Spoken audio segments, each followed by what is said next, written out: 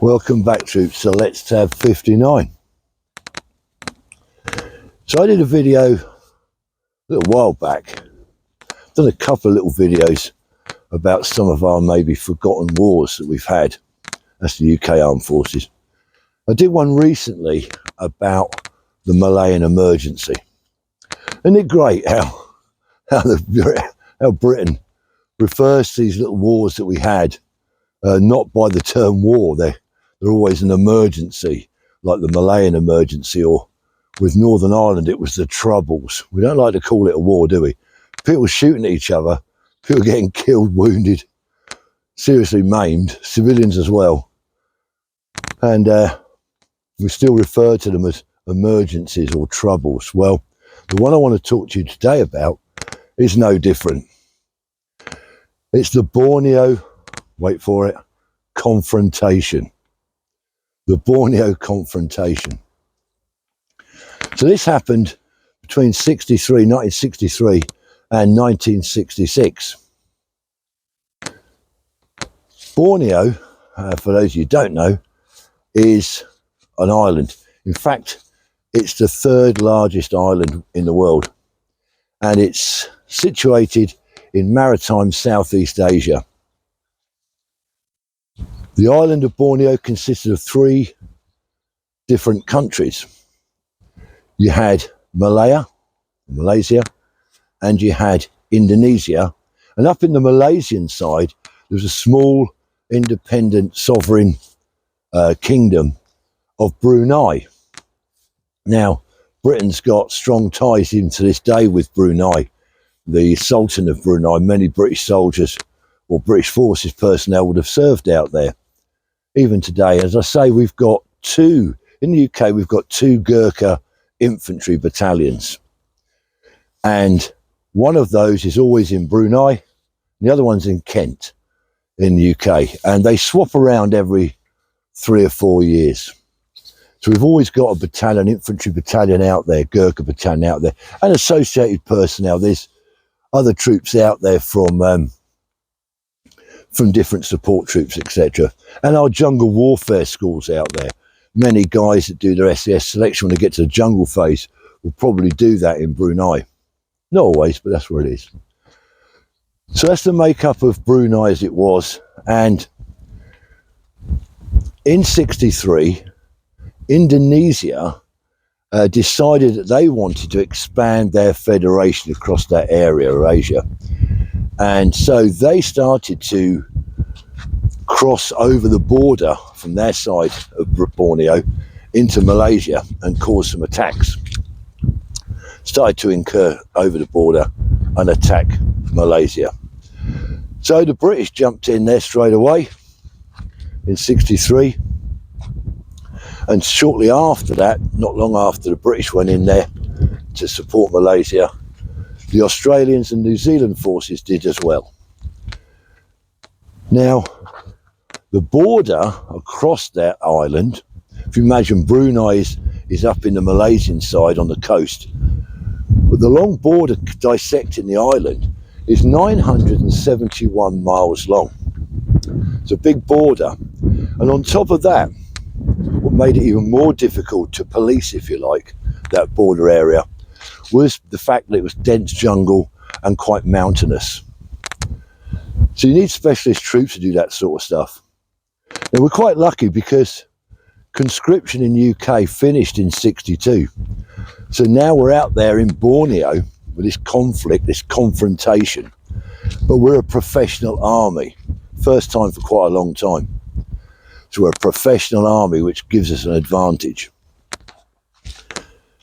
But we used our special forces to try to police and to counter those cross-border incursions by the Indonesian forces. So we had a squadron of SAS out there, and we had a couple of sections of SBS, and that was about it. But that's not enough. We needed more to police this big, difficult border.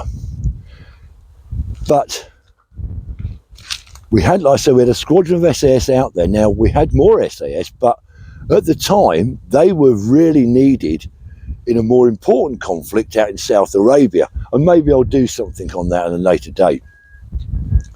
So we couldn't really have a squadron for 6 months in Borneo and then rotate them back and then bang, they're back out fighting in South Arabia. So it's difficult. We needed to do other things. Well, what did we do? We had, back in UK, we had the Pathfinder platoons from the Guards Independent Parachute Company. So they were already formed, and as you know, anyone that knows about Pathfinders, very, very almost SAS. I mean, a lot of guys go from Pathfinders into the SAS. It's a great recruiting ground for them.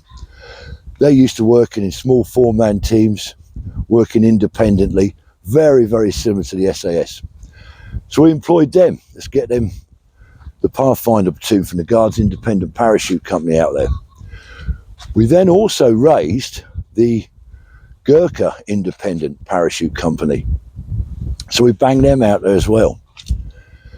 And interestingly, 2nd Battalion, the Parachute Regiment, and the 3rd Battalion, the Parachute Regiment, then raised patrols companies. Now today we always have patrols companies. We've had them in normal regular infantry battalions, but they're patrols platoons normally. But then we had patrols companies. So again, the cream of those battalions would be in those patrols companies.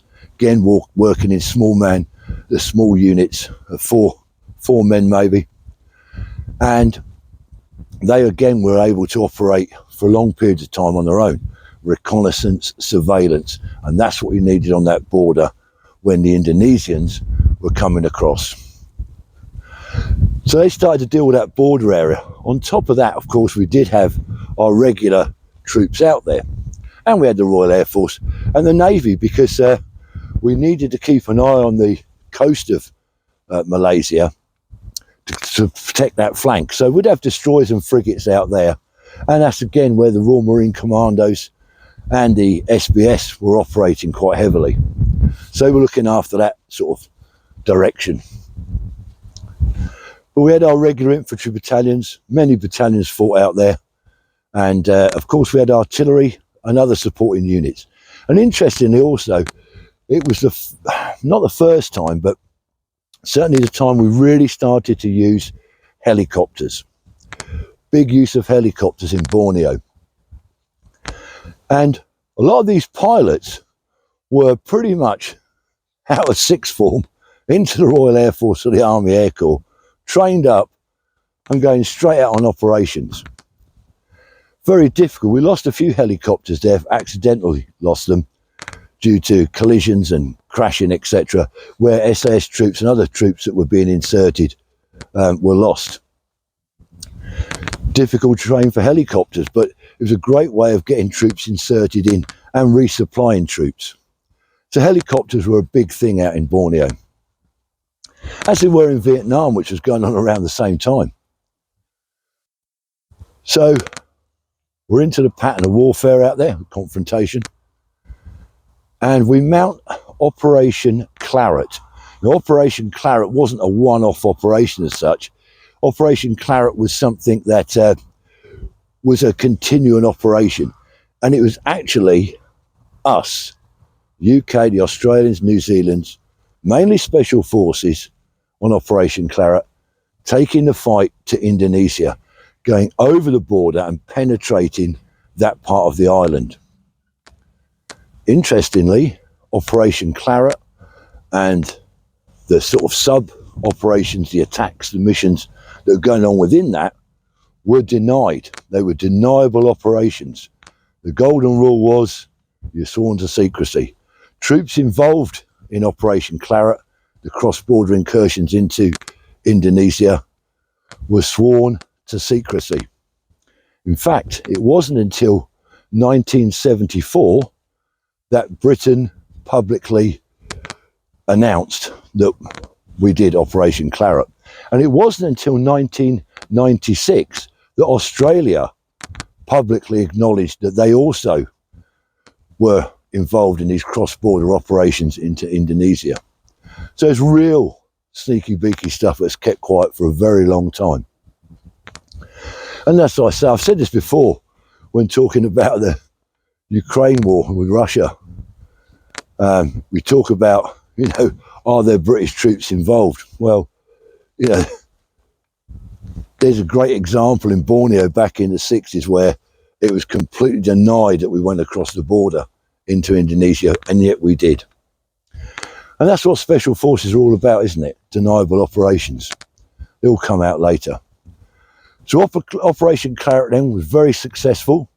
It took the fight to Indonesia, and we give them a good pasting. As I say, we had a professional army. All 8 battalions of our Gurkhas, all 8 battalions at some time served in that conflict. In one of the attacks with the Gurkhas, big contact, Sarawak was it? Lance Corporal Limbu from the Gurkhas, he won the Victoria Cross, attempting to save some of his comrades in quite a big contact. Done very well, won a VC. So we lost, the UK that is, about 140 men, I think it was, killed in action, 44 of which were Gurkhas. So it's a serious old conflict. The British forces and the Commonwealth forces were awarded, and I'm going to tell you, I want to tell you about this medal. They were awarded the General Service Medal with a bar, Borneo. Now, many of you that might have attended recently on remembrance parades, when you see that purple ribbon medal with the 2 green stripes down either side, from a distance, automatically you think that guy's a Northern Ireland veteran. He's wearing the General Service Medal 1962. It's got the Queen's head on the front. And that medal was issued as a campaign medal up until about 2006, 2007. But there was 14 bars, clasps, if you like, awarded to go with that medal. It's a campaign medal, so you never got the medal on its own. It always came with a clasp, and written on that clasp would be the conflict or the name of the area that you were involved in. 14 clasps. Northern Ireland class wasn't issued rather, until 1969, on to 2007. So prior to that, you had all these other bars that were issued, including the bar for Borneo. Now, I saw a veteran over remembrance, and I saw he'd got a Northern Ireland medal. And as I got closer to him, I could then see written on the clasp, Borneo. It wasn't a Northern Ireland medal. We always say it's a Northern Ireland medal. It's actually the General Service Medal, 1962, and then whatever clasp. 14 clasps in total.